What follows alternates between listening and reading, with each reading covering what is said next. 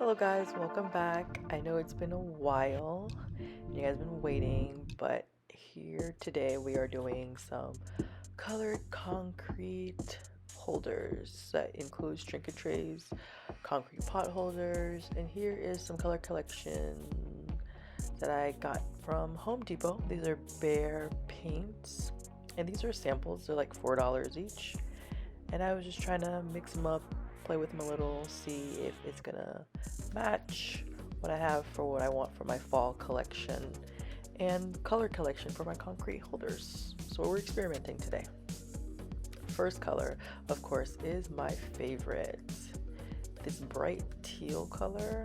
Ooh, it looks amazing. Okay, so let's go ahead and start with our powdered formula, which is a Simmental. Now Simmental is like a gray yellowish color. You have to be careful, like if you want a specific color, you want to turn out a specific way, make sure you know that it's gonna vary, but you're gonna see that in a moment when I'm talking about. So just know your color wheel really well. Now I'm going ahead and I'm doing a little different. I am adding the water, adding cement, adding some more cement, and just using less water and just making it more of a pancake battered consistency. Now you do not need this much plaster of Paris. I just chose to use this much. You can actually decrease your proportions in plaster of Paris and increase your proportions in Simmental, but that's totally up to you. And now I've got a thick little formula going. Now I add the color last in this case, and look how beautiful that is. And this is how it turned out. It literally turned into the sage color I was looking for, and I'm just like, oh, that's strange. But of course the Simmental yellowed it a bit, and with the gray it grayed it a little bit, so it gave it that cactus green color you see cars in. It's like a sage, and it's getting thicker and thicker, and the acrylic makes it dry very fast, and of course the plaster of Paris makes it dry kind of fast too. When you add that acrylic once it hits the air, this first attempt is to try to dry. So that's what's happening here, and I've got a really nice texture here. I love how the color turned out because it's perfect for sage, but I was looking for more like a turquoise teal color. It does have a seafoam green look to it as well, but once it dries, it tends to turn really light. And I actually should have kept it that way, because I feel like once I sealed it, this true jade sage green color would have came out and it would have been just fine. And that plaster of Paris gives it a very pastel colored look. I'm not mad at it though. I wanted to turn out a little darker shade, a little more saturated, but I'm not mad at it. As much as I used and for it to turn out that way, it looks amazing to me. So we're gonna move on to our next color. I'm doing this one a little different as well. I had the paint first this time. And with Behr Paints, when you get these samples, I mean, it took me forever to get these colors. I realized that what I should have done was use the darkest color for it. So let's say I want this mauve container, and I want it to have this mauve look about it. So what I want is I'm going to make sure I get the darkest mauve color, so that when I add it to my mixture, it just gets that right mauve that I'm looking for. And in this case, that didn't happen. I used a light mauve,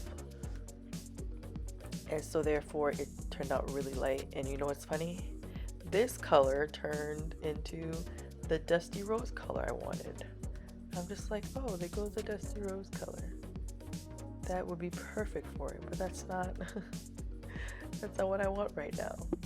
But it looks it gives that nice blush pink. And now I'm going to go ahead and pour it. Yeah, this is the color I was looking for Dusty Rose. So I'm getting the colors I like and want for my collection, just not in the paints that I expect them to be.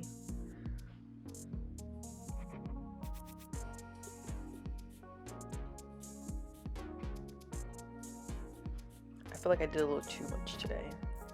It was too many paints. I should have just divided this into different days.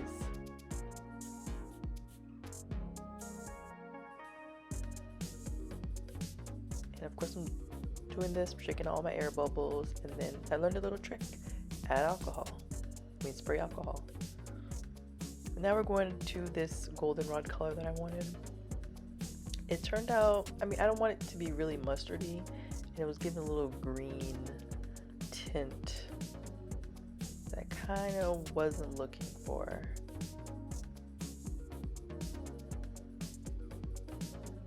Of course, I'm trying to get the air bubbles out.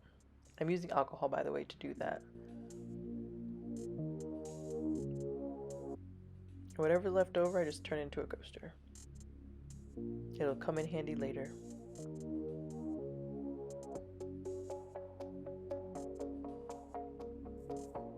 Tap, tap, tap till all your air bubbles are out. No matter what, I mean, Plaster of Paris usually is not supposed to have a lot of air bubbles, but you know, even though it's a mixture, it's still gonna have its fair share.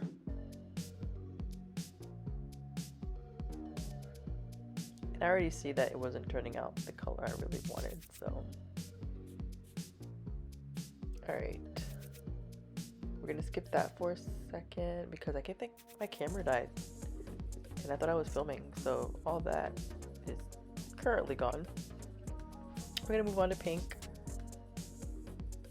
And the pink turned into the dusk color that I wanted. I mean, it's a really, really pale pink, and I would have to have used a lot to get it to the pink I want.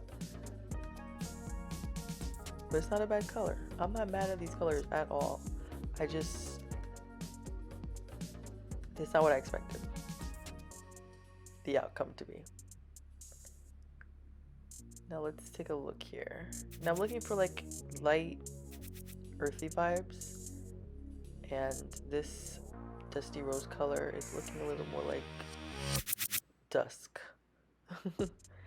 And then well, now seafoam green, I would say. The teal turned to seafoam green, and that's not a bad color too because it gives a nice little stage color. Here is the goldenrod. It's supposed to be a fall color. It looks like a yellow green color. I feel like I didn't mix it well. I can see patches here and there. When you take it out of the mold like this is how you know it's gonna be like a pretty good container. If the mold doesn't break as you're getting it out the mold. And these are very difficult to get out these molds. So I'm glad they were hard enough to achieve it. I'm scraping off the bottoms because sometimes it gets a little uneven when it dries, especially with these trays. See right here, it would have like broke. So it's pretty durable. I'm not saying it's not going to break though. So if you're thinking of durability, I wouldn't say these probably break like if it was glass that fell off a counter. So do expect them to still break. I even have these little containers here. Even these for my excess. And one of them broke, and I think it's because this particular mixture was a little too watery when I put it in. It wasn't like that pancake batter mixture, but it turned out some of them like that. The other ones it didn't. So, and here is my collection. So some of them you didn't see on camera that I added color, like this light gray color. This navy blue is what I used for the one for that one, and then of course the pink and the supposed mauve, dusk orange or burnt orange, and then the natural color. And here it is. Now if you want to see me paint them, just go ahead and watch my next video so you can see that, because they don't stay like this.